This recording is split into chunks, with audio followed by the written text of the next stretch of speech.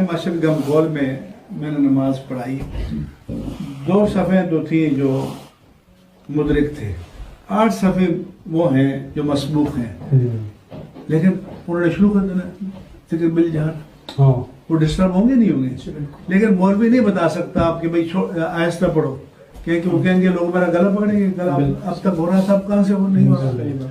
اس کے نتیجے میں ہم دنیا میں امت سے الگ تھلگ ہیں۔ یا تو آپ یہ کہیں کہ بھئی اس ہمارے خطے کے لیے الگ نبی آیا تھا، اور اگر ہم اس نبی کے امتی ہیں جو عالمی سطح پر اہل سنہ والجماع کا ہم بھی ایک انٹیگرل پارٹ ہیں، تو پھر ہمیں یہ اب اس دور میں یہ چیزیں سوچنی چاہیے کہ ہم ہر جگہ الگ کیوں ہیں۔ یعنی ہماری مسجد یو کے میں ہے تو الگ ہے، امریکہ میں تو الگ۔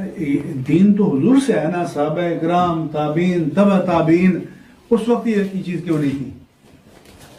تو آپ لوگ جو ہیں ہمیں ایک اجتماعی تجدیدی تحریک کی ضرورت ہے کہ تاکہ ہم اس سے نکلیں۔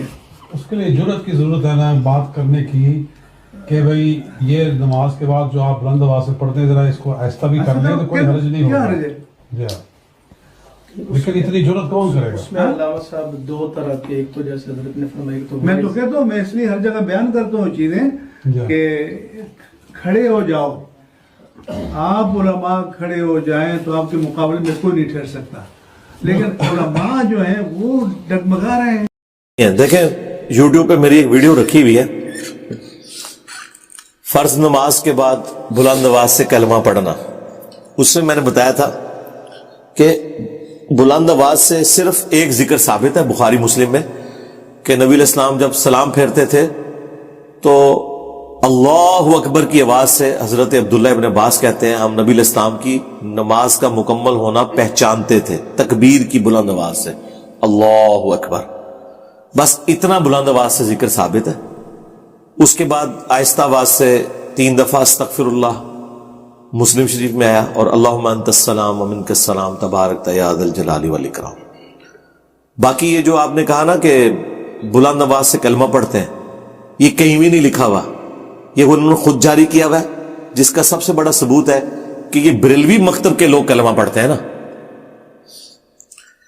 بریلویوں کے پاکستان میں جو بڑے بزرگ ہیں نا، وہ باپا جانی الیاس قادری صاحب، پنجاب میں ان کی مسجدوں میں کلمے پڑھے جا رہے ہیں، لیکن اگر آپ فیضان مدینہ کراچی چلے جائیں نا، جو ان کا مین مرکز ہے، میں وہاں کئی دن رہا بھی ہوں، آپ جا کے پریکٹیکلی چیک کر لیں، وہاں فرض نماز کے بعد کوئی کلمہ نہیں ہوتا، بالکل سلام پھیر کے خاموش بیٹھتے ہیں۔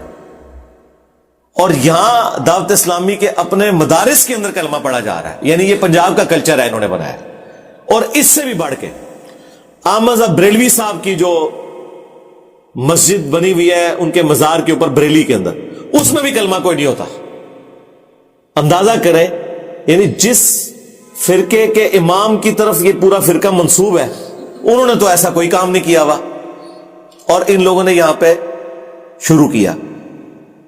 اور ایک حیران کن بات، کچھ عرصہ پہلے مفتی منیب الرحمان صاحب کی ایک ویڈیو لیک ہوئی تھی، وہ کسی باہر کے ملک میں کسی بیٹھک میں دوستوں کے پاس بیٹھے ہوئے تھے، تو کیجولی انہوں نے گفتگو کی کہ ہم تو پوری امت کے اندر ایک نمایاں سے نظر آتے ہیں، جیسے ہی نماز ختم ہوتی ہے تو بلند آواز سے لا الہ الا اللہ شروع کر دیتے ہیں۔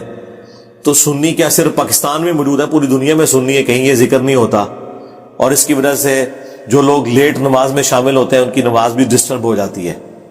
یہ خود مفتی منیب الرحمان صاحب نے گفتگو کی، اور وہ ریکارڈ کر کے کسی نے شرافت میں ویڈیو پہ یوٹیوب پہ چڑھا بھی دی۔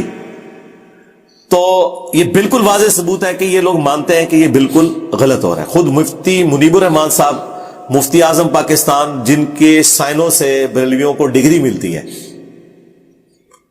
وہ تنظیم المدارس جو بورڈ ہے نا پاکستان میں بریلویوں کا، اس کے سربراہ ہیں۔ جس طرح وفاق المدارس دیوبندیوں کا ہے اور وفاق المدارس سلفیہ اہل حدیث کا ہے، اس طرح بریلویوں کا تنظیم المدارس ہے، اس بورڈ کے وہ چیئرمین ہیں بڑے سالوں سے، جن کے سگنیچر سے بریلوی علماء کو ڈگری ملتی ہے، وہ تو مان ہی نہیں رہا۔ ان کی اپنی مسجد میں بھی کلمہ کوئی نہیں ہوتا، یعنی اس مسجد میں بھی میں رہا ہوں 2007 میں، اس وقت ہمارے استاد زندہ تھے غلام رسول سعیدی صاحب. 22 مارچ 2007 کو میری ان سے تفصیلی ملاقات بھی ہوئی تھی. تو چونکہ صبح فجر کے وقت میری فلائٹ تھی, فجر کے فوراً بعد ہی, تو پھر ہم رات کو وہیں رکے تھے. پھر نماز پڑھ کے فوراً ٹیکسی لے کے تو ایئرپورٹ پہ پہنچے تھے. تو میں نے وہاں پہ نمازیں بھی پڑھی ہیں, اور وہاں کوئی صلاۃ والسلام بھی اذان کے ساتھ نہیں ہوتا. کبھی کبھار نا صرف اپنی بریلویت کو وہ اجاگر کرنے کے لیے کبھی کبھار صلاۃ والسلام وہ پڑھ دیتے ہیں, لیکن وہ بھی اذان کے ساتھ جوڑ کے نہیں پڑھتے, اذان کے بعد پڑھتے ہیں. تو بعد میں پڑھنا تو درست ہے, درود شریف صحیح مسلم میں حدیث ہے جو اذان کا جواب دے, اس کے بعد درود شریف پڑھے اور الوسیلہ والی دعا مانگے, تو اللہ تعالیٰ اس کے حق میں میری شفاعت قبول کرے گا. اللہم اجعلنا منہم. اللہم صلی علی محمد وعلی آل محمد.